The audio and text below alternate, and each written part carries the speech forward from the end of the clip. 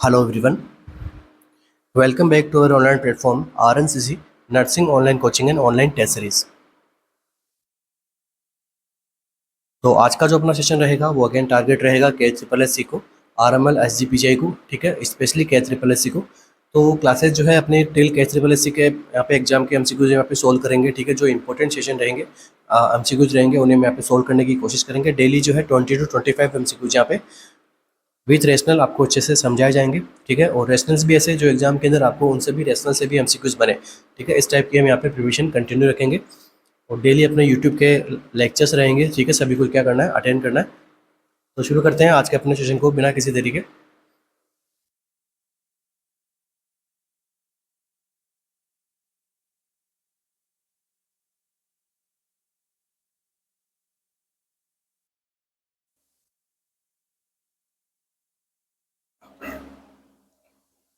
A nurse is caring for a client taking clozapine for the treatment of schizophrenic disorder।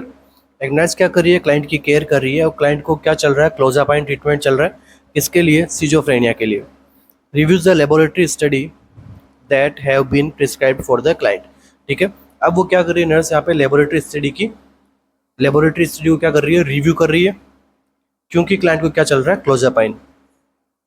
Which laboratory study is the priority to monitor for an adverse effect, ठीक है। विच laboratory study, यहाँ पे कौन सा laboratory study रहेगा जो रहेगा client के लिए प्रायोरिटी पे मॉनिटर करने के लिए नर्स के लिए, associated with the use of this medication. अगर हम क्लोजापाइन का यूज करेंगे तो कौन सा लेबोरेटरी स्टडी फाइंडिंग हमें प्रायोरिटी पे रख के असेस करना है, क्योंकि वो एक एडवर्स इफेक्ट बता रहा है।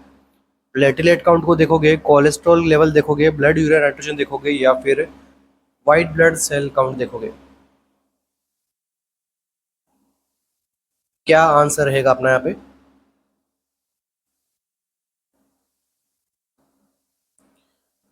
तो देखिए, क्लोजापाइन से रिलेटेड हम कुछ MCQs देखने वाले हैं यहाँ पे। तो फर्स्ट MCQ आप सभी के सामने है कि ऐसा कौन सा लेबोरेटरी स्टडी फाइंडिंग करेगी नर्स जो कि एक एडवर्स इफेक्ट होता है क्लोजापाइन का। और बाकी अभी मैं जैसे इसका रेशनल्स आपको पढ़ाऊंगा उसमें मैं आपको क्या करूँगा, क्लोजापाइंस के अदर MCQs भी हम यहाँ पे देखने वाले हैं जो इंपॉर्टेंट है, जहाँ से वन लाइनर MCQ भी बनता है, जहाँ से आपका कॉन्सेप्चुअल MCQ भी बनता है। तो देखिए क्वेश्चन नंबर 1, ठीक है। क्लोजापाइन जो है कौन सी कैटेगरी की ड्रग होती है, कौन सी कैटेगरी की ड्रग होती है क्लोजापाइन? तो आंसर क्या रहेगा, आर्टिपिकल एंटी साइकोटिक ड्रग होती है। फर्स्ट MCQ सभी के लिए। नेक्स्ट देखिए, ये तो बेसिक MCQ था।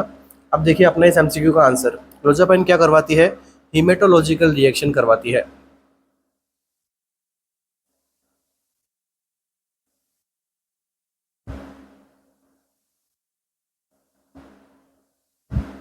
और कौन सी हीमेटोलॉजिकल रिएक्शन करवाएगी यहाँ पे, एग्रेनुलोसाइटोसिस।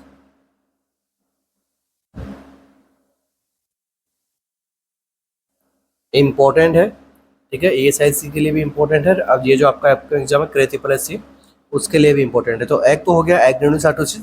दूसरा अगर आपको पूछे तो क्या होगा, माइल्ड ल्यूकोपेनिया। ये दो यहाँ पे हिमेटोलॉजिकल रिएक्शन कराती है। अब देखो यहाँ पे ऑप्शन में आपको कौन सा लग रहा है, एग्रेनुलोसाइटोसिस वाला, ऑप्शन नंबर 4, ठीक है। तो यहाँ पे व्हाइट ब्लड सेल काउंट क्या रहेगा अपना करेक्ट आंसर रहेगा, ठीक है। WBC का यहाँ पे जो है आपको काउंट यहाँ पे देखना होगा अपने को। अब ये तो हो गया, आपने लेबोरेटरी स्टडी देख ली। अब अगर आपसे पूछ ले कि कौन से साइन सिम्टम होता है एग्रेनुलोसाइटोसिस के, तब क्या करोगे? तब देखना क्या करना आपको, सोर थ्रोट,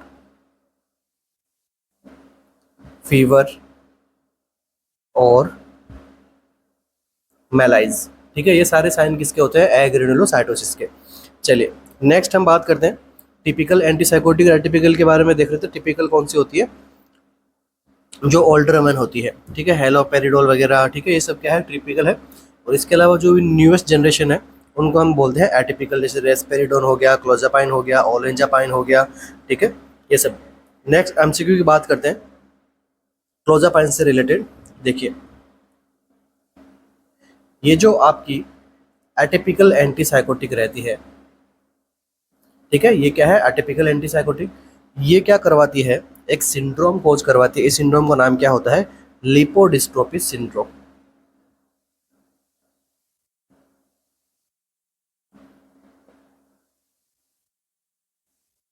तो ये नया एमसीक्यू बन सकता है आप सभी के लिए कि which antipsychotic drug cause lipodystrophy syndrome. तो आंसर अपना क्या रहेगा? Atypical anti psychotic. तो अब इस सिंड्रोम में होता क्या है? तो देखिए, एक तो यहाँ पे क्या देखने को मिलेगा? हाइपरलिपिडीमिया।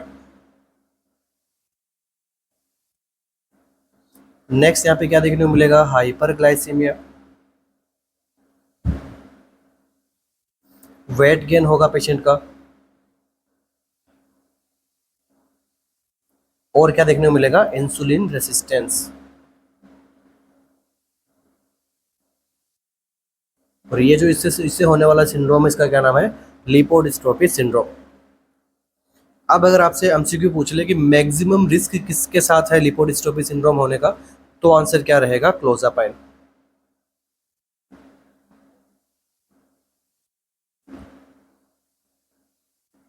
ये तो हो गए एमसीक्यूज जो लास्ट ईयर पूछे गए थे आपसे। इसके अलावा और आपसे जो एमसीक्यू पूछा जा सकता है वो ये पूछ रहेगा आपसे, first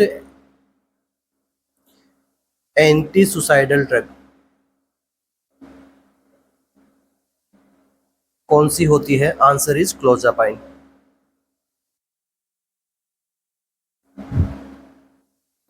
next MCQ, drug of choice for resistance schizophrenia. तो यहाँ पे आंसर क्या रहेगा? क्लोजापाइन। तो ये कुछ फेमस एमसीक्यूज है जो एग्जाम में पूछे जाते हैं क्लोजापाइन से रिलेटेड। बाकी जो एक्स्ट्रा पिरामिडल वाले सिम्टम है वो टिपिकल के साथ ज़्यादा आते हैं, एटिपिकल के साथ कम आते हैं। ये सब तो हम यहाँ पे बार बार पढ़ते आ ही रहे हैं कि एक्स्ट्रा पिरामिडल सिम्टम में क्या होता है? डिस्टोनिया अर्लीस्ट होता है। मोस्ट कॉमन कौन सा होता है? तो अकाथीसिया मोस्ट कॉमन होता है। पार्किंसन न्यूरोलेप्टिक मैलिग्नेंट सिंड्रोम जो इसमें मोस्ट डेंजरस होता है, ठीक है। टार्डियो डिस्काइनेशिया यहाँ पे। इसके अलावा पेरियो ओरल ट्रेमर्स भी यहाँ पे देखने को मिलते हैं, जिसमें हम क्या कहते हैं? Rabbit syndrome.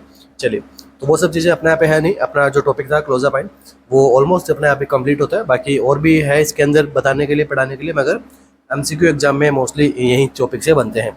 नेक्स्ट एमसीक्यू,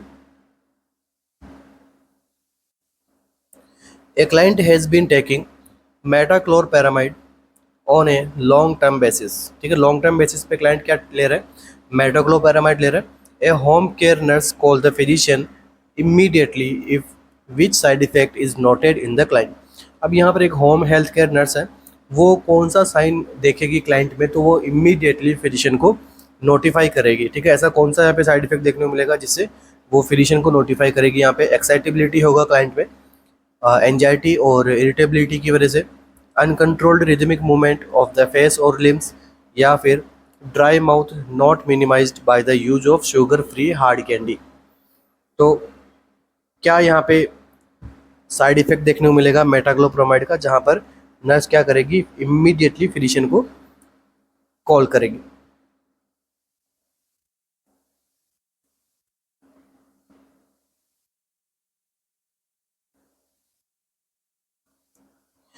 तो देखिए क्या आंसर रहेगा अपने आप पे। सबसे पहले देखते हैं एनसीपी क्या करती है। तो जो मेटाक्लोप्रोमाइड है ये क्या करती है? एफडीए ने इसको अप्रूव क्यों किया गया था? नोजिया एंड वोमिटिंग को ट्रीट करने के लिए। साथ में क्या करती है? आपकी जो है गैस्ट्रोइसोफेजियल रिफ्लेक्स डिजीज के अंदर भी इसको जो है काम में लिया जाता है। ये क्यों काम में लिया जाता है? क्योंकि ये क्या कर देती है? इंक्रीज कर देती है किसको? गैस्ट्रिक मोर्टेलिटी को। तो ये ध्यान रखना, पूछा गया एमसीक्यू है। एमसीपी का जो मैक्रोएक्शन क्या है? गैस्ट्रिक मोर्टेलिटी को बढ़ा देती है। अब ये देखिए इसका यहाँ पे ये भी काम होता है कि ये क्या काम करती है? Dopamine receptor antagonist.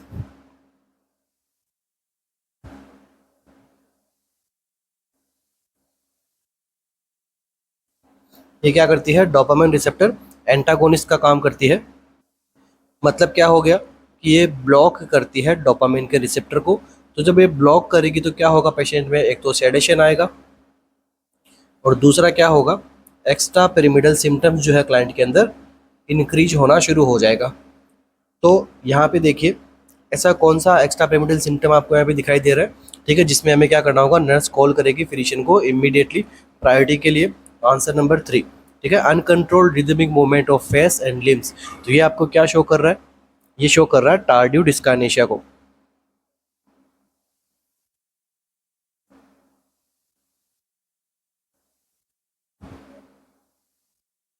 ठीक है, ये क्या शो कर रहा है, टार्डिव डिस्काइनेशिया। तो यहाँ पर मैंने आपको बताया डोपामिन रिसेप्टर एंटागोनिस्ट होती है, ईपीएस वगैरह आएगा, तो टार्डिव डिस्काइनेशिया इसका एक पार्ट है। तो इसलिए यहाँ पे नर्स क्या करेगी, फिजिशियन को जल्दी से कॉल करेगी, क्योंकि ये जो साइड इफेक्ट है ये यहाँ पे जो है क्लाइंट के अंदर इरिवर्सिबल हो सकते हैं।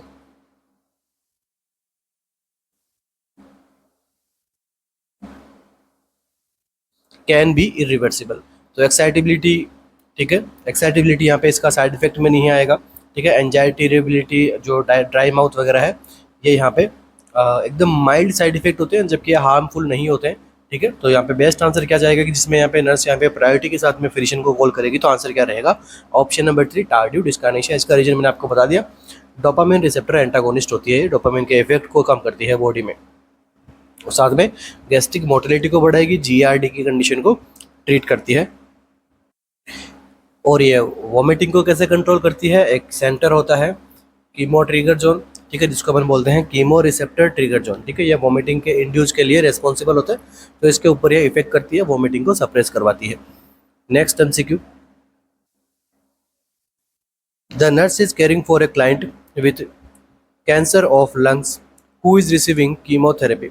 नर्स क्या करिए, क्लाइंट का केयर कर रही है, जो कि क्या क्लाइंट को है, क्या कैंसर ऑफ द लंग्स है, लंग कैंसर है, उसको कीमोथेरेपी रिसीव कर रहा है।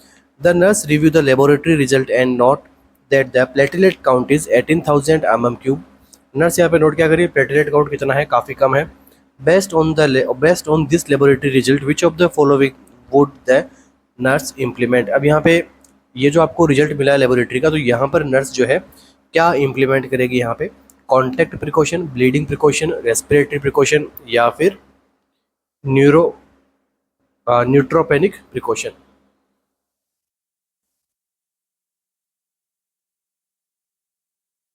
तो देखिए ये तो इजी एमसीक्यू है अपना, डायरेक्ट अपना आंसर की बात करते हैं, तो ऑप्शन नंबर बी क्या रहेगा अपना यहाँ पे करेक्ट रहेगा, ब्लीडिंग प्रिकॉशन। ठीक है, जब भी प्लेटलेट काउंट 20,000 से नीचे जाए, तो यहाँ पे हमें क्या करना होता है, ब्लीडिंग प्रिकॉशन का आपको ध्यान में रखना है। यहाँ पे ब्लीडिंग की रिस्क जो यहाँ पे ज़्यादा देखने को मिलती है। कॉन्टैक्ट प्रिकॉशन कब करते हैं, जब यहाँ पे डायरेक्टली कोई वुंड वगैरह है उससे कॉन्टैक्ट बन सकता है, तब हम क्या करते हैं, यहाँ पे कॉन्टैक्ट प्रिकॉशंस करते हैं। उसके अलावा रेस्पिरेटरी को हम यहाँ पे कब करेंगे, जब कोई रेस्पिरेटरी इन्फेक्शन हो, ठीक है, और जो यहाँ पे एयरबोर्न जिसका ट्रांसमिशन होता हो, उस कंडीशन के अंदर हम उसको रेस्पिरेटरी प्रिकॉशन रखते हैं। न्यूट्रोपेनिक प्रिकॉशन हम तब रखते हैं जब लो न्यूट्रोफिल काउंट यहाँ पे देखने को मिलता है, जबकि और तो कुछ आपको फाइंडिंग दी हुई नहीं है, केवल और केवल प्लेटलेट का दिया हुआ है। तो यहाँ पे आंसर क्या रहेगा, ब्लीडिंग प्रिकॉशन पे प्रायोरिटी रख के आंसर करना है।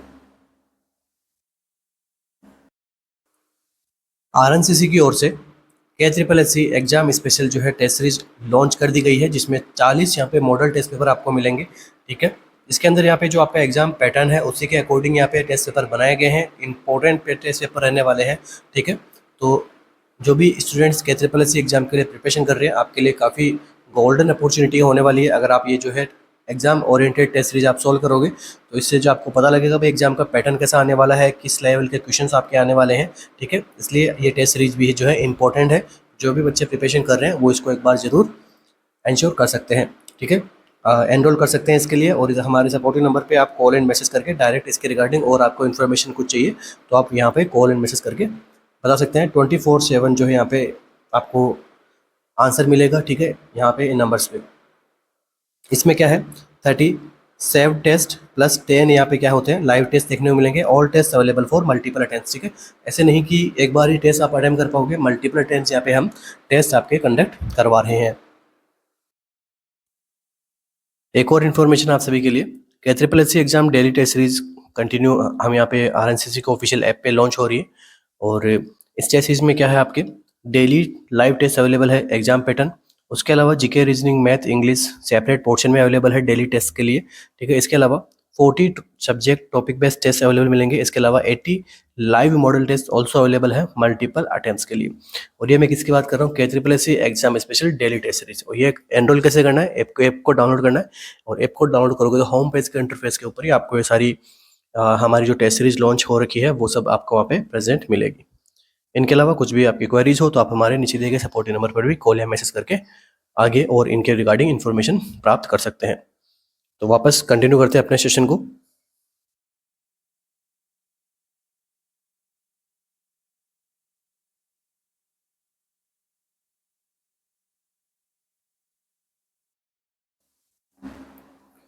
A client with glomerulonephritis is at risk of developing acute renal failure.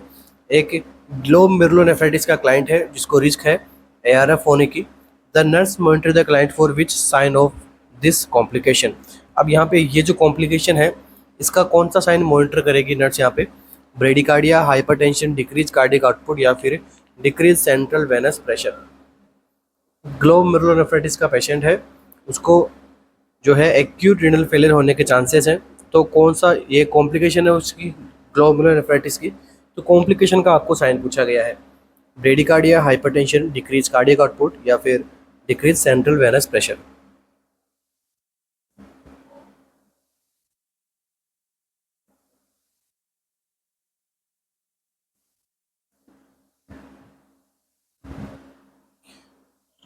तो क्या आंसर रहेगा अपना यहाँ पे, तो देखिए कंडीशन क्या है, एक्यूट रीनल फेलियर। आपको एक्यूट रीनल फेलियर का आपको साइन सिम्टम जानना है। तो देखिए इसके जो होते हैं 3 कॉज होते हैं। First one pre renal. तो प्री रीनल का मतलब क्या हो गया, रीनल जो किडनी है उससे पहले के कहीं कुछ प्रॉब्लम हुआ है, मतलब रीनल में प्रॉब्लम नहीं है ना, रीनल के बाद के आने वाले ऑर्गन्स में प्रॉब्लम है। रीनल के पहले वाले प्रॉब्लम मतलब क्या हो गया, यहाँ पे क्या साइन सिम्टम देखने को मिलेंगे आपको, हाइपोटेंशन, मतलब क्या हो गया, सडन और severe drop in blood pressure.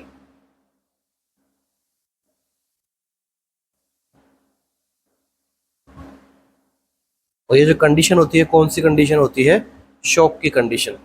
इसमें जो है आपको यहाँ पे ब्लड का इंटरप्शन देखने को मिलेगा, किडनी की साइड में ब्लड का ब्लड फ्लो कम होगा और यहाँ पे क्या होगा, इंजरी शुरू होने लग जाएगी, इनले शुरू होने लग जाएगी, किडनी में प्रॉब्लम होने लगेगी। ये सारा कोज हो गया कौन सा, प्री रीनल कोज। समझने के लिए बात कर रहे हैं अपन यहाँ पे। सेकंड जो है वो है इंट्रा रीनल। तो जो इंट्रा रीनल कोज है इसका मतलब क्या हो गया, direct damage to kidney.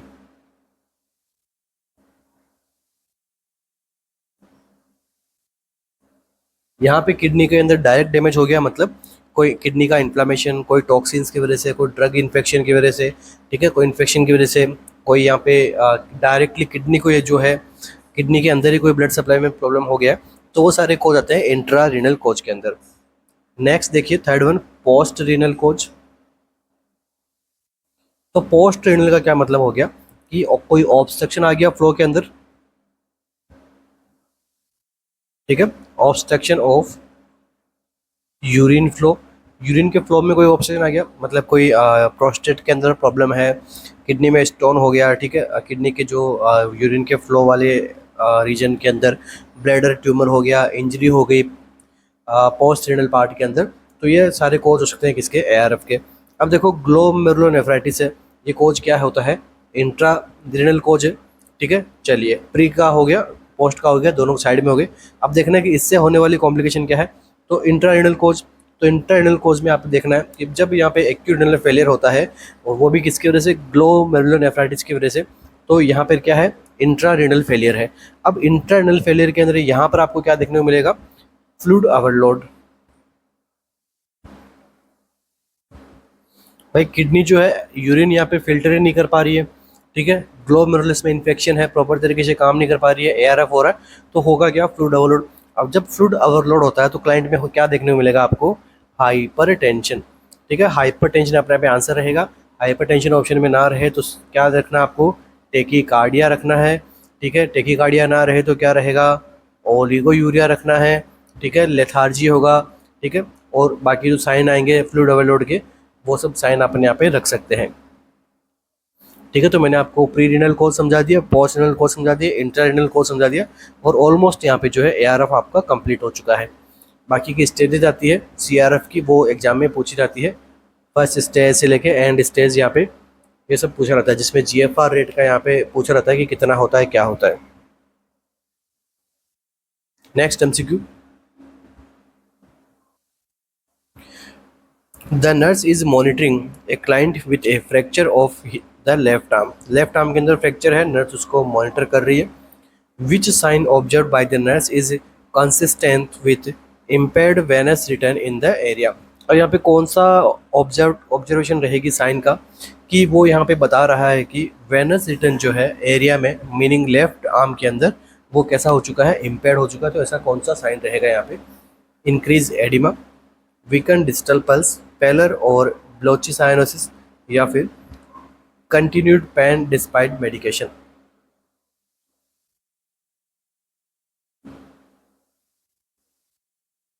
Venus return यहाँ पे प्रॉब्लम है, इम्पेयर्ड वेनस रिटर्न है, तो क्या आंसर रहेगा?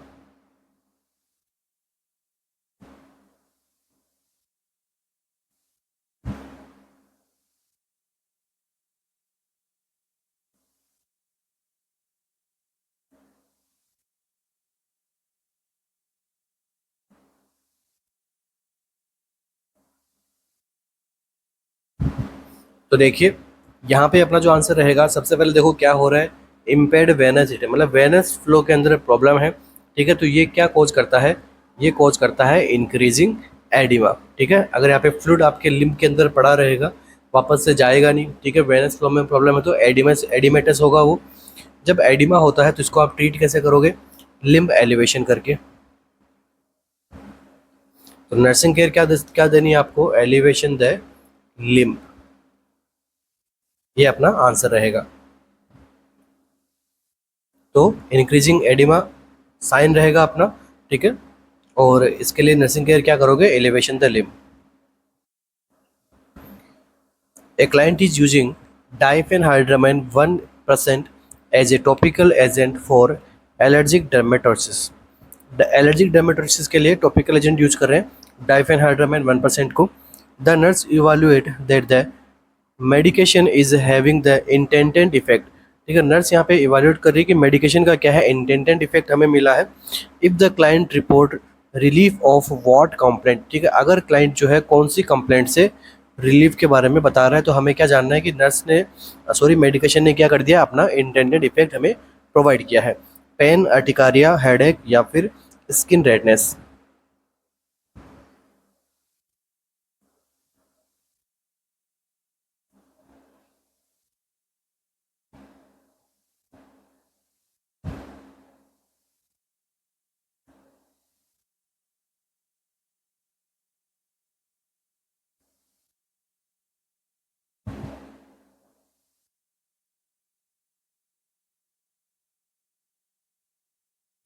क्या आंसर रहेगा यहाँ पे अपना?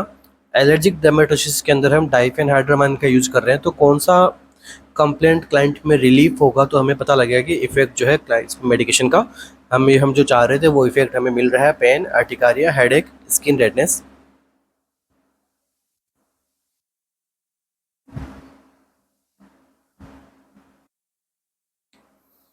तो देखिए, जो डाइफेनहाइड्रामाइन जो ड्रग होती है, ये किस नेचर की रहती है? Anti histamine medication.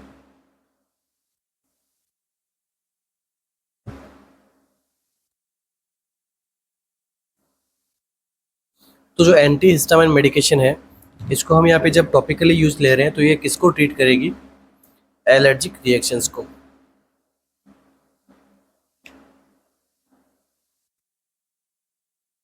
तो यहाँ पे आंसर क्या रहेगा? अर्टिकेरिया। तो अर्टिकेरिया अगर क्लाइंट में ट्रीट होगा, तो हमें जानना है कि ये मेडिकेशन ने है अपना अच्छा इफेक्ट हमें दिया है। बाकी ये पेन, हेडेक, स्किन रेडनेस को, इनको यहाँ पे प्रिवेंट नहीं करती है, अर्टिकेरिया को ये ट्रीट करने में हेल्प करती है।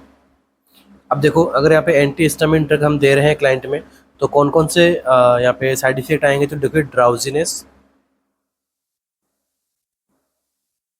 इसलिए आपको जो है इंस्ट्रक्ट द, आपको क्लाइंट को नर्सिंग केयर जब आपको पूछा जाए एंटी हिस्टामिनिक ड्रग के लिए, तो नर्सिंग केयर के लिए क्या बताना उसको कि हजार्डस एक्टिविटी से दूर रहना है।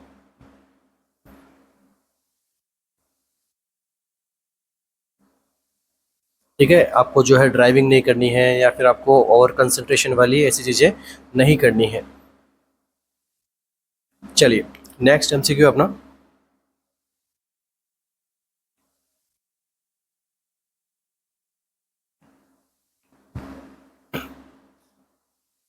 A client with a trigeminal neuralgia asked the nurse what can be done to minimize the episode of pain।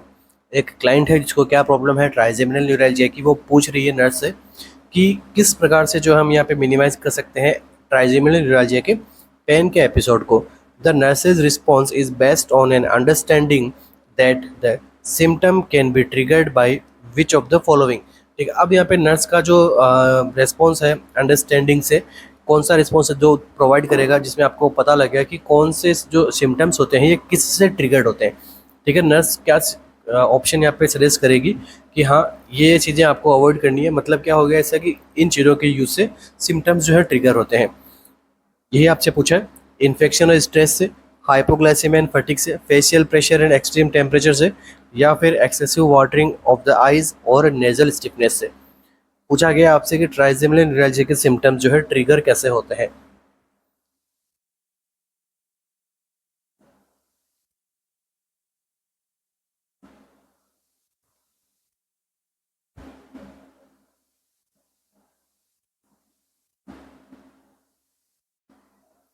तो देखिए, सबसे पहले कंडीशन क्या है ट्राइजेमिनल न्यूरैल्जिया। तो यहाँ पे क्या हो रही है, ट्राइजेमिनल जो नर्व है उसके अंदर जो है यहाँ पे अल्ट्रेशन देखने को मिलेगा, प्रॉब्लम देखने को मिलती है जिसकी वजह से सीवियर पेन होता है क्लाइंट को। अब सबसे पहले हम डिस्कस करते हैं ट्राइजेमिनल नर्व के बारे में।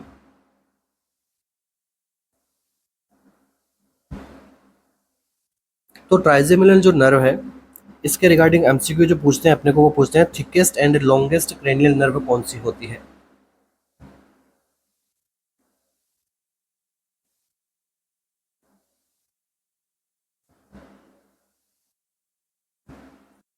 तो देखिए यहाँ पर एक चीज़ आपको मेंशन जरूर करवा रहा हूँ मैं आपको कि लॉन्गेस्ट किस में बोल रहा हूँ मैं, यह भी है कि देखो फेस के अंदर।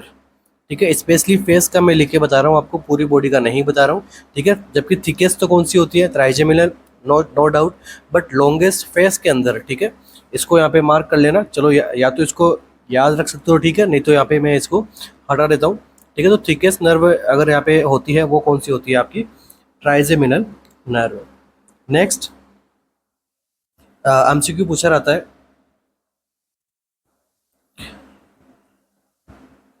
Largest branch of trigeminal nerve. Trigeminal nerve की लार्जेस्ट ब्रांच कौन सी होती है, आंसर क्या जाएगा मैंडिबुलर नर्व।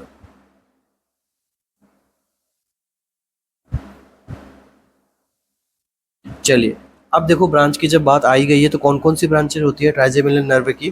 ठीक है, ट्राइजेमिनल नर्व की ब्रांच होती है नंबर 1 ऑप्थेल्मिक,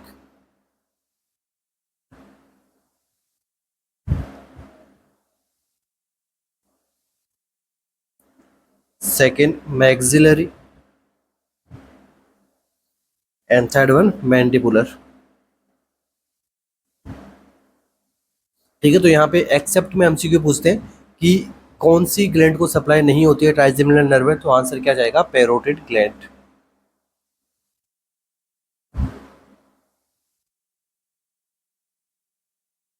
ठीक है, तो ट्राइजेमिनल नर्व की पैरोटिड ग्लैंड को यहाँ पे सप्लाई नहीं होती है, ये पूछा जा सकता है एमसीक्यू है। चलिए अब बात करते हैं अपने ट्राइजेमिनल न्यूरैल्जिया की। तो इसका दूसरा नाम क्या होता है टिक ड्यूलोरेक्स। अब इसके अंदर क्या होता है कि जब हम यहाँ पे एक्सट्रीम फेशियल प्रेशर लगे या फिर एक्सट्रीम टेम्परेचर का हम यहाँ पे कुछ खाना वगैरह खाते हैं तो उसमें क्या होते हैं सेंसेशंस बढ़ जाते हैं। ठीक है, इस नर्व का फिर ये क्या होती है ओवर स्टिमुलेट होती है। फिर क्लाइंट के अंदर क्या होता है एक्सेसिव पेन होता है, सीवियर पेन होता है, स्टेप नाइफ लाइक पेन देखने को मिलता है यहाँ पे।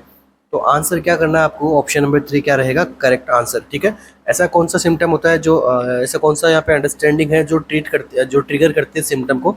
तो फेशियल प्रेशर मतलब ट्राइजेमिनल के ऊपर कोई प्रेशर पड़ना, दूसरा एक्सट्रीम टेम्परेचर, ये दोनों ही क्या कॉज करते हैं आपके ट्राइजेमिनल न्यूरैल्जिया के साइन एंड सिम्टम्स को कॉज कर सकते हैं। टिपिकली जनरली जब ये होता है तो केवल एक साइड के फेस को जनरली ये यहाँ पे अफेक्ट करता है। ठीक है। तो दोनों साइड के साथ में नहीं होता है, एक साइडेड का जो है साथ में होता है, ठीक है। एक्सट्रीम पेन रहता है, ठीक है। टचिंग नॉर्मल टच से भी फैल सकता है, टंग को मूवमेंट करने से भी फैल सकता है, लिप के मूवमेंट से भी फैल सकता है, ठीक है। तो यहाँ पे सीवियर पेन होता है क्लाइंट को, शार्प नाइफ जैसे कहीं लगाया हो, ठीक है, इलेक्ट्रिक शॉक कैसे लगाया हो वैसा पेन आपको यहाँ पे देखने को मिलता है। ड्रग, नेक्स्ट यहाँ से इंपॉर्टेंट पूछते हैं, इसका ड्रग ऑफ चॉइस क्या होता है ट्राइजेमिनल न्यूरैल्जिया का? तो what is the answer? Answer is कार्बामाइजेपाइन।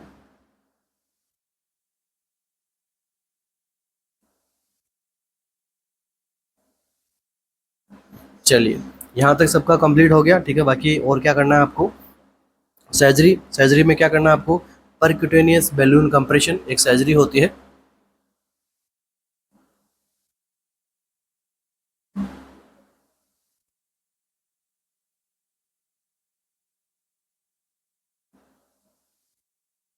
जिसके अंदर हम यहाँ पे ट्राइजेमिनल न्यूरैल्जिया को ट्रीट करने में काम में लिया जाता है।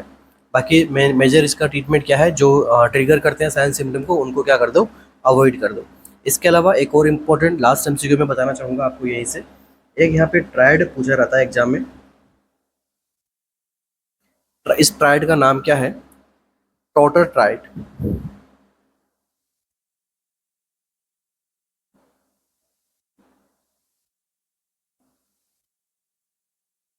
अब ये टायर्ड ट्राइजेमिनल न्यूरैल्जिया से कैसे कनेक्ट है? इसके अंदर तीन मेजर सिम्टम देखने को मिलते हैं। फर्स्ट वन कंडक्टिव डिफनेस,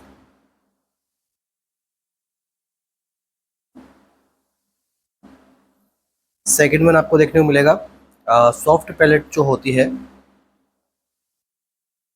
उसमें इमोबिलिटी, एंड थर्ड वन क्या देखने को मिलता है? Trigeminal neuralgia.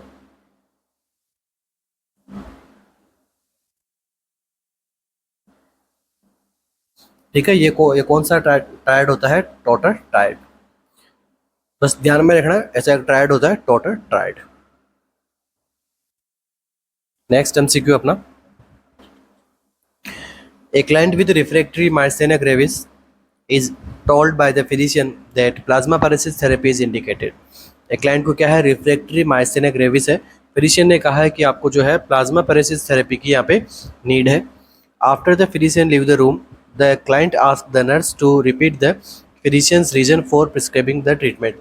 अब जब फिजिशियन यहाँ पे रूम से बाहर जा रहा है तो उसके बाद में नर्स को क्लाइंट पूछ रहा है कि ये जो फिजिशियन ने जो ट्रीटमेंट ऑर्डर किया है इसका रीज़न क्या है। The nurse tell the client that this therapy will most likely improve which of the client's symptom। अब यहाँ पे नर्स बता रही है क्लाइंट को कि ये जो थेरेपी है इसको करने से आप में कौन सा सिम्टम जो है वो इम्प्रूव होगा?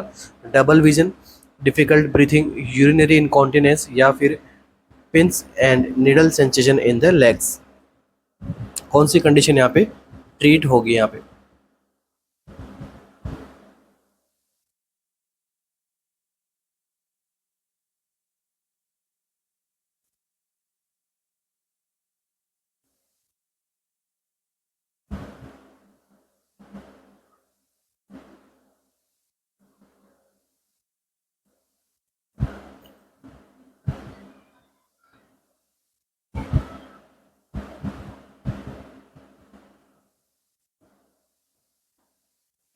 तो क्या आंसर रहेगा? देखिए, मार्सिना जो ग्रेविस है वो जो है ऑटो इम्यून होता है, सबको पता है।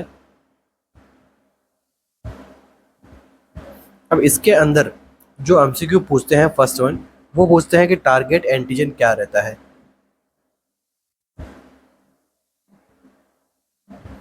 टारगेट एंटीजन क्या रहता है इसके अंदर? Acetyl choline receptor.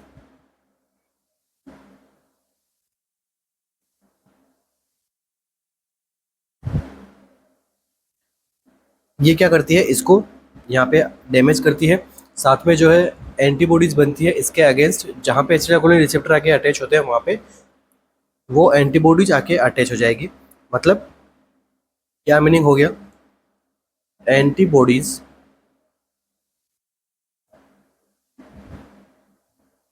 Inhibit acetyl choline binding. जब एसिटाइल कोलिन की प्रॉपर तरीके से बाइंडिंग नहीं हो पाएगी, ठीक है, जिससे क्या होगा? स्टिमुलेशन नहीं आगे मिल पाएगा दूसरी नर्व्स को, दूसरी वेसल्स को वहाँ पे, ठीक है, जिसकी वजह से क्लाइंट में क्या देखने को मिलेगा? Muscle weakness, and paralysis. इस प्रकार के साइन एंड सिम्टम्स यहाँ पे जनरेट होंगे, ठीक है। Double vision, difficult breathing, incontinence, सारे साइन सिम्टम यहाँ पे डेवलप होंगे। अब इसको ट्रीटमेंट करने के लिए, ठीक है, हम क्या करते हैं, प्लाज्मा पेरिसिस एक यहाँ पे टेम्परेरी ट्रीटमेंट होता है, जिसमें क्या होता है कि सेपरेट कर देते हैं प्लाज्मा को।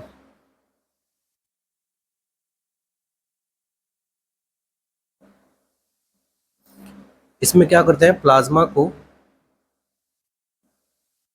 सेपरेट करेंगे। और आप सभी को पता है कि एंटीबॉडीज़ किस में रहती है, प्लाज्मा में रहती है। तो जो एंटीबॉडीज़ बनी हुई थी, जो प्रोटीन कंटेनिंग एंटीबॉडीज़ थी, वो क्या हो गई, ब्लड से सेपरेट हो गई। मतलब क्लाइंट की कंडीशन जो वो ज़रा वर्सनिंग हो रही थी, उसको ट्रीटमेंट मिल गया। तो ऐसी कौन सी कंडीशन है जो वर्सनिंग है, यहाँ पे डबल विजन वर्सनिंग है, या फिर डिफिकल्टी ब्रीथिंग वर्सनिंग है, यूरिनरी इनकॉन्टिनेंस वर्सनिंग है, या फिर पिंस एंड नीडल सेंसेशन।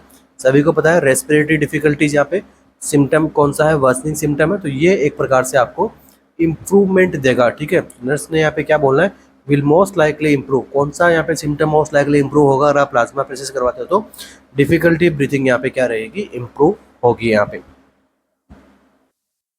अब नेक्स्ट एमसीक्यू आपसे पूछा रहता है कि ये जो रिएक्शन है एंटीबॉडीज एंटीजन के बीच में रिएक्शन है, इनको हम क्या कहते हैं, हाइपर सेंसिटिविटी रिएक्शन, ठीक है। हाइपर सेंसिटिविटी रिएक्शन होती है ये। तो कौन से टाइप की हाइपर सेंसिटिविटी रिएक्शन होती है मायस्थेनिया ग्रेविस के अंदर, ठीक है। तो ये होती है टाइप 2। टाइप टू में कौन सी यहाँ पे रहती है, तो IgG और IgM, ये इसके लिए जो है रेस्पॉन्सिबल होती है। नेक्स्ट देखिए कौन कौन से यहाँ पे टेस्ट परफॉर्म करते हैं मायस्थेनिया ग्रेविस को पता लगाने के लिए। तो फर्स्ट वन जो टेस्ट होता है वो होता है स्क्रीनिंग टेस्ट। कंफर्म का नहीं बता रहा हूँ, स्क्रीनिंग का बता रहा हूँ। तो ये कौन सा होता है, टेंसिलोन, जिसके अंदर हम एंड्रोफोनियम ड्रग देते हैं, सिम्टम चले जाते हैं, तो वो इस प्रकार से हम टेस्ट परफॉर्म करते हैं। ये हो गया टेंसिलोन टेस्ट। ये क्या है, स्क्रीनिंग टेस्ट है। जो यहाँ पर मोस्ट स्पेसिफिक टेस्ट के बारे में अगर आपसे पूछा जाए,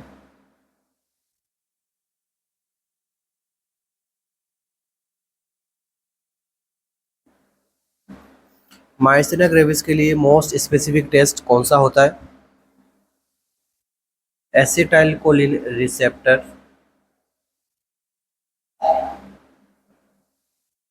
ब्लॉकिंग एंटीबॉडी टाइटर, ये इसका मोस्ट स्पेसिफिक टेस्ट होता है।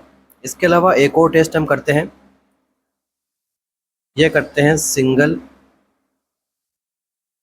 Fibre EMG test. तो तीनों टेस्ट करते हैं मायस्थेनिया ग्रेविस के लिए। फर्स्ट वन जो है वो है screening test. Most confirmatory most specific test पूछा है आपसे, तो क्या करना है आपको, SCH acetylcholine receptor blocking antibody titre आपको करवाना है, टाइटर देखना है वहाँ पे। चलिए, आप सभी को पता है बेसिक सिम्टम यहाँ पे आई मसल वीकनेस होगा, टोसिस होगा, डिप्लोपिया देखने को मिलता है यहाँ पे।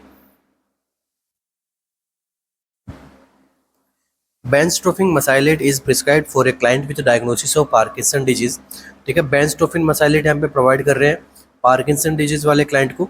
The clinic nurse is providing instruction to the client regarding the medication and tells the client to. अब जो क्लिनिक नर्स है वो इंस्ट्रक्शन प्रोवाइड करवा रही है क्लाइंट को मेडिकेशन के रिगार्डिंग, तो वो क्या बताएगी यहाँ पे, sit in the sun for 30 minutes daily, आपको सन में डेली 30 मिनट्स बैठना है।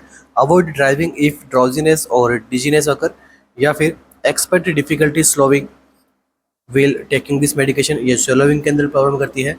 या फिर expect episode of vomiting and constipation while taking this medication.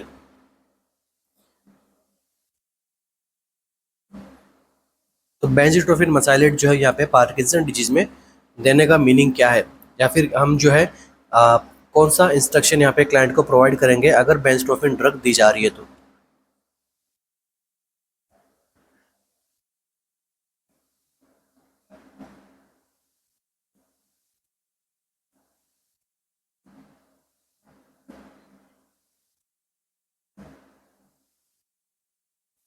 तो देखिए, जब हम बेंजोट्रोफिन ड्रग दे रहे हैं पार्किंसन डिजीज वाले क्लाइंट पे, तो हमें क्या करना है, उसको इंस्ट्रक्ट करना है कि आपको क्या नहीं करना है, आपको अवॉइड करना है ड्राइविंग को, क्योंकि आपकी ड्राउजीनेस और डिजीनेस आपको जो है हो सकती है।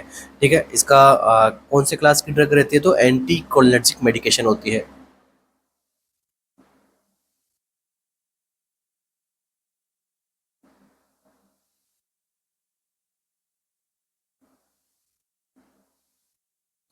अब देखिए इस मेडिकेशन का एक और यहाँ पे रोल होता है, एक कंडीशन होती है जिसको अपन कहते हैं ड्रग इंड्यूस्ड डिस्टोनिया। इसका एंटीडोट क्या होता है, तो आंसर क्या रहेगा, बेंजट्रोफिन।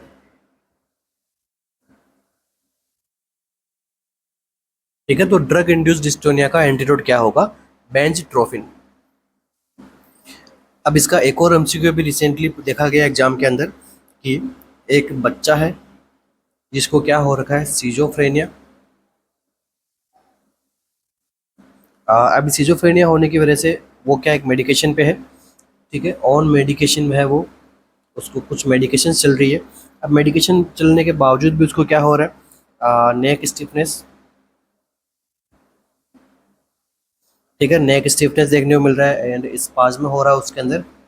अब इसका जो है ट्रीटमेंट ऑफ चॉइस क्या रहेगा, तो इसके लिए भी जो अपन यहाँ पे जो ड्रग देंगे वो कौन सी देंगे, बेंजट्रोफिन।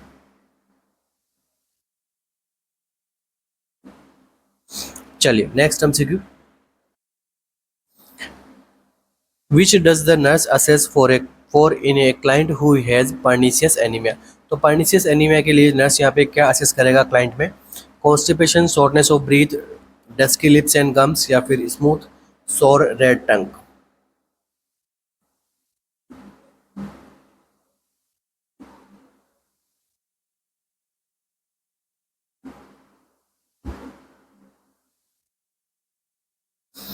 जब पर्नीशियस एनीमिया होता है तो किस प्रकार के साइन सिम्टम्स आपको देखने को मिलता है, तो देखिए जब पर्नीशियस एनीमिया होगा तो क्या होगा, कौन सा ऑप्शन करेक्ट रहेगा यहाँ पे, तो ऑप्शन नंबर 4 स्मूथ सोर एंड रेड टंग आपको जो है देखने को मिलती है।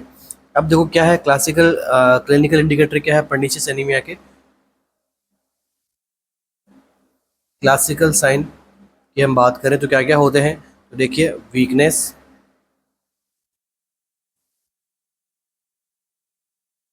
डायरिया एंड सोरनेस होगी यहाँ पे ओरल कैविटी के अंदर, और टंग में यहाँ पे जो है रेडनेस दिखाई देगा। ये सारे सारे सिम्टम कैसे होते हैं, क्लासिकल साइन होते हैं। दूसरा पर्नीशियस एनीमिया होता है तो यहाँ पे क्लाइंट को जो कंडीशन होती है कौन सी, न्यूरोलॉजिकल कंडीशन। तो जब न्यूरोलॉजिकल कंडीशन होगी तो कौन कौन सा सिम्टम देखने को मिलेगा, तो पैरास्थेसिस, कन्फ्यूजन, और बैलेंस करने में जो है क्लाइंट को प्रॉब्लम होगी। ठीक है, तो यहाँ पे ये ऑप्शंस करेक्ट रहेंगे। बाकी देखिए पर्नीशियस एनीमिया जो है टिश्यू ऑक्सीजन को यहाँ पे कंट्रोल नहीं करता है, तो ऑप्शन नंबर ए यहाँ पे क्या होता है, डायरिया होता है, तो कॉन्स्टिपेशन को रॉन्ग कर दिया। और डस्की हिज पेन जो गम्स का कलर है वो यहाँ पे चेंजेस यहाँ पे नहीं देखने को मिलता है। तो इसमें क्या होता है, इंट्रिंसिक फैक्टर की कमी देखने को मिलती है due to deficiency of intrinsic factor. अब इंट्रिंसिक फैक्टर की जब डिफिशियंसी होगी तो ये किसके लिए काम में आते हैं, एब्जॉर्प्शन ऑफ विटामिन बी12 के एब्जॉर्प्शन में काम आते हैं। दूसरा, अगर यहाँ पे क्लाइंट में कोई गैस्ट्रिक सर्जरी हुई हो तब भी जो है यहाँ पे पर्नीशियस एनीमिया जो है क्लाइंट में देखने को मिल सकता है। तो अगेन अगर आपको पूछे पर्नीशियस एनीमिया में टारगेट एंटीजन कौन रहता है, तो क्या आंसर करोगे, intrinsic factor of gastric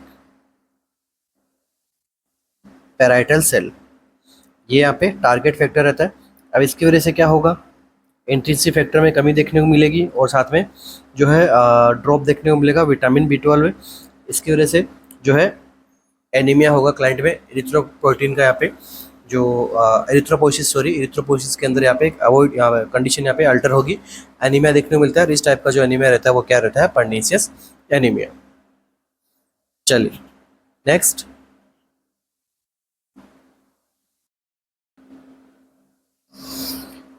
A nurse is preparing to administer heparin sodium 5000 units subcutaneously.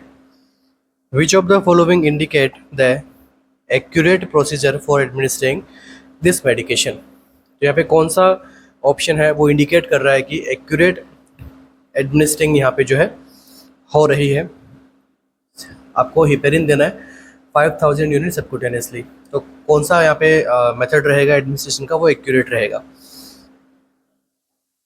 Injecting the medication via an infusion device, injecting the medication 1 inch from the umbilicus, massaging the injection site after administration, avoiding aspiration before administering of the medication.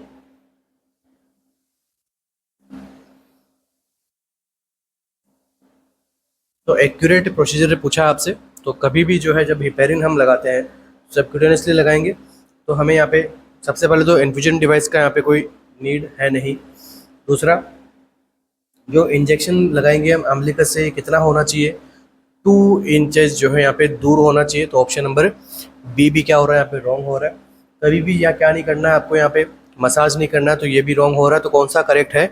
Option number 4, avoid करना है aspiration को before administration of the medication. जब medication हम administer कर रहे हैं तो हमें क्या करना है? एस्पिरेशन नहीं करना है, ठीक है। इसे यहाँ पे क्या करना है? अवॉइड करना है। और होता किसके लिए है? तो आपको जो है ब्लीडिंग प्रिकॉशन भी रखने हैं जब हिपेरिन वगैरह क्लाइंट पे देते हैं तो हम अपन, ठीक है। चलिए next MCQ। A nurse is providing instruction to the spouse of a client who is taking Tacrine for the management of moderate dementia associated with Alzheimer's disease। ठीक है, अल्जाइमर डिजीज के अंदर एक पेशेंट को टैक्राइन ड्रग दी जा रही है, किसके लिए? मैनेज करने के लिए, डिमेंशिया को मैनेज करने के लिए। तो नर्स टेल द स्पाउस, तो यहाँ पे नर्स जो है स्पाउस को क्या बताएगा? Note the administration, not to administer the medication with food. ये जो मेडिकेशन है फूड के साथ आपको नहीं देनी है। If A dose is miss, double up the next dose. यहाँ पे नेक्स्ट डोज आपको डबल देनी है अगर डोज मिस हो जाए तो। If A change in the colour of the stool occur, notify the physician. अगर यहाँ पे स्टूल के चेंजेस में स्टूल में कलर में चेंजेस हो तो आपको फिजिशियन को नोटिफाई करना है। If flu like symptoms occur, it is necessary to notify the physicians immediately. अगर यहाँ पे फ्लू लाइक सिम्टम्स आ रहे हैं तो आपको फिजिशियन को इमीडिएटली जो आपको इन्फॉर्म करना है।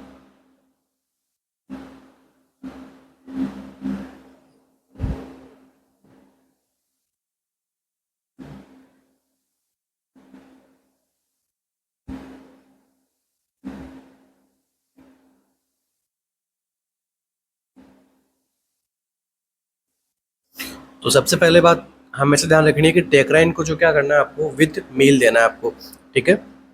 तो ऑप्शन नंबर ए में क्या है यहाँ पे? Not to administer the medication with food, तो ऐसा नहीं होना चाहिए, हमेशा फूड के साथ में ही देना। तो ऑप्शन नंबर ए को क्या करना है आपको? रॉन्ग करना है, क्योंकि ये क्या करवा सकती है? अगर गैस्ट्रोइंटेस्टाइनल अपसेट करवा देगी अगर हम इसको एम्प्टी स्टमक देंगे तो हमेशा इसको कैसे देनी है? फूड के साथ देनी है। सेकंड देखिए, कभी भी यहाँ पे जो है हम यहाँ पे नेक्स्ट डोज को डबल करने के लिए हम यहाँ पे इन्फॉर्म नहीं करेंगे क्लाइंट को। यहाँ पे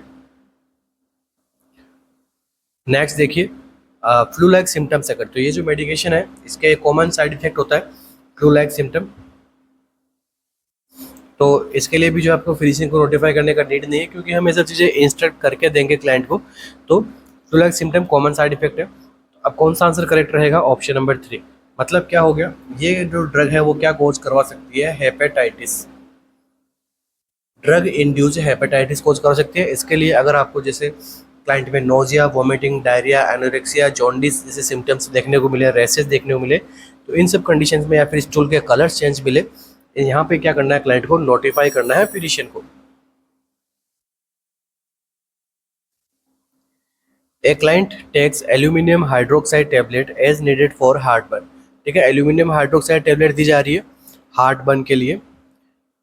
the nurse teaches the client that the most common side effect of this medication. Most common side effect क्या होता है एल्यूमिनियम हाइड्रोक्साइड का?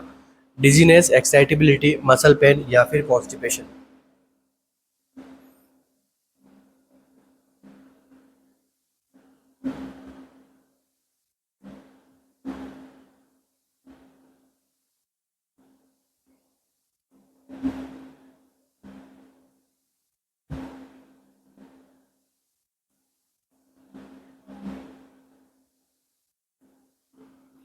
तो देखिए एल्यूमिनियम हाइड्रोक्साइड क्या है, एंटासिड है, मतलब हार्टबर्न को ट्रीट करने के लिए काम में आ रही है, एंटासिड है। तो इसमें क्या रहता है, एल्यूमिनियम हाइड्रोक्साइड ये क्या कॉज करवाता है, कॉन्स्टिपेशन। ठीक है, तो ऑप्शन नंबर 4 यहाँ पे बेस्ट आंसर रहेगा, कॉन्स्टिपेशन कॉज करवाता है। दूसरा एक चीज ध्यान रखना, जब आप एल्यूमिनियम हाइड्रोक्साइड दे रहे हैं तो नर्सिंग केयर से एक एमसीक्यू बनता है। क्या एमसीक्यू बनेगा कि इसके अंदर क्या रहता है, सोडियम रहता है हाई अमाउंट के अंदर। तो जिन पेशेंट को हाइपर टेंशन होता है उनमें विद कॉशन जो है ये ड्रग काम में लेनी है आपको। ठीक है, एक्स्ट्रा केयर के साथ में ड्रग देनी है, क्योंकि इसके अंदर क्या रहता है, सोडियम रहता है। तो जो पेशेंट हाइपरटेंशन के होते हैं और जो पेशेंट कार्डियक फेलियर के होते हैं उनके में यहाँ पे जो है एक्स्ट्रा कॉशन के साथ में ड्रग देनी है aluminium hydroxide. Next MCQ, a client has a prescription to begin short-term therapy with enoxaparin. The nurse explained the client that this medication is being prescribed to। ठीक है, क्लाइंट को यहाँ पे क्या प्रिस्क्रिप्शन हुआ है, शॉर्ट टर्म थेरेपी एनोक्साप्रिन को। अब यहाँ पे नर्स एक्सप्लेन कर रही है क्लाइंट को कि ये जो मेडिकेशन है ये किसके लिए प्रिस्क्राइब की गई है, डिजोल्व यूरिनरी कैलकुलाई को, relieving migraine headache, stop progression of multiple sclerosis, या फिर reduce the risk of deep vein thrombosis. तो किसके लिए जो है एनोक्साप्रिन ड्रग को यूज में लिया जा रहा है यहाँ पे।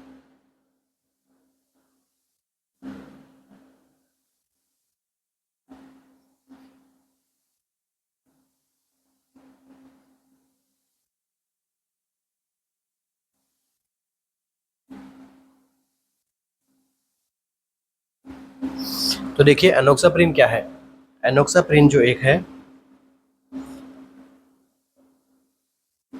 लो मॉलिक्यूलर वेट हिपेरिन, और ये किसके लिए काम आता है, रिड्यूस करता है risk of deep vein thrombosis को। ऑप्शन नंबर 4 यहाँ पे क्या रहेगा, करेक्ट रहता है। एंटीडोट क्या रहेगा इसका, प्रोटामाइन सल्फेट, सबको पता है। इस एनोक्साप्रिन से एक और एमसीक्यू बनता है कि ये कौन से फैक्टर को इनहिबिट करता है, कौन से क्लेटिंग फैक्टर को इनहिबिट करता है, तो 10A फैक्टर को क्या करता है, इनहिबिट करता है। और एक हिपेरिन होता है अनफ्रेक्शनेट हिपेरिन,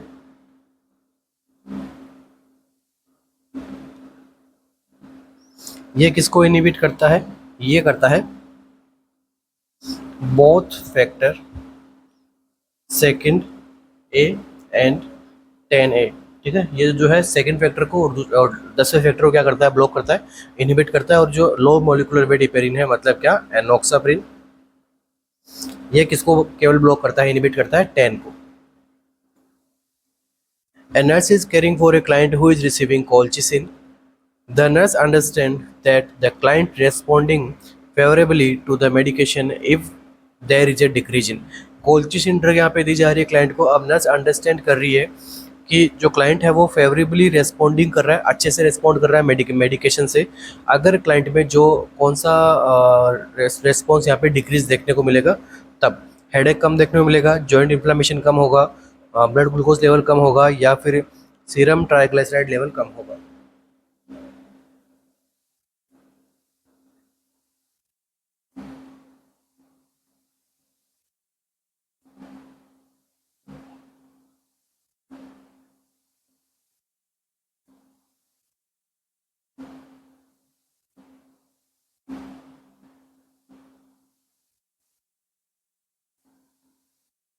तो देखिए जो कोल्चिसिन जो ड्रग होती है वो हम कहाँ पे काम में लेते हैं, गाउट के अंदर, और ये भी स्पेशली एक्यूट गाउट के अंदर ज़्यादा अच्छे से काम करती है।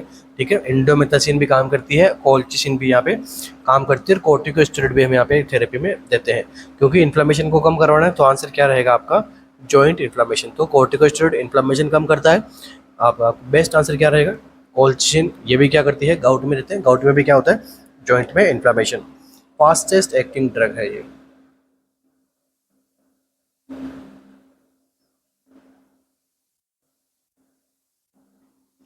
चलिए, ये तो बात हो गई एक्यूट गाउट की। अगर आपसे पूछ ले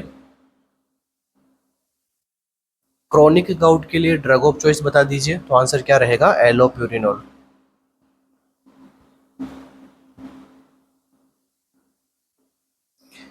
इसका मैकेनिज्म ऑफ एक्शन बार बार पूछ रहा था एग्जाम में, क्या रहती है, जैंथिन,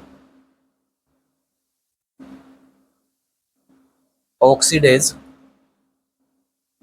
इनहिबिटर होती है ये। साइड इफेक्ट क्या कॉज कराती है? तो आंसर क्या रहेगा? Aplastic anaemia.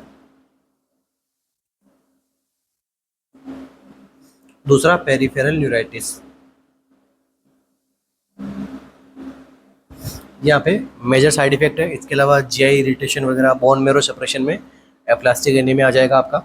अब एक एमसीक्यू ये भी रिसेंटली ट्रेंडिंग में चल रहा है, एलोप्यूरिटोल हम क्लाइंट को नहीं दे सकते क्योंकि क्लाइंट को क्या है, उससे एलर्जिक रिएक्शंस है या फिर जो भी हमें, ठीक है, इंटॉलरेंस है।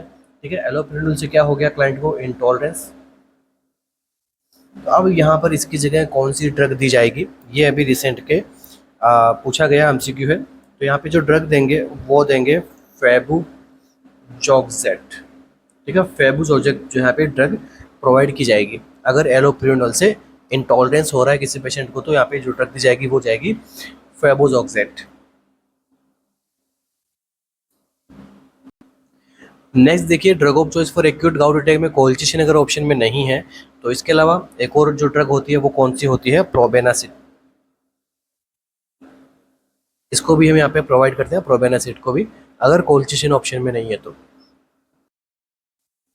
So thank you so much बने रहने के लिए। आज के क्लास में इतना ही, मिलते हैं अपने नेक्स्ट सेशन में, जो कि अगेन एक इंपॉर्टेंट एमसीक्यू आपके लिए रहने वाला है KSSC एग्जाम के लिए और आपके अपकमिंग एग्जाम्स SGPG, RML और स्पेशली ASIC के लिए। जो भी ASIC की प्रिपरेशन कर रहा है, स्पेशली रिकमेंडेशन है मेरी ओर से, सारे सेशंस आप सभी के लिए जो है इम्पोर्टेंट रहने वाले हैं। चलिए, थैंक यू सो मच, मिलते हैं अपने नेक्स्ट सेशन में। Thank you.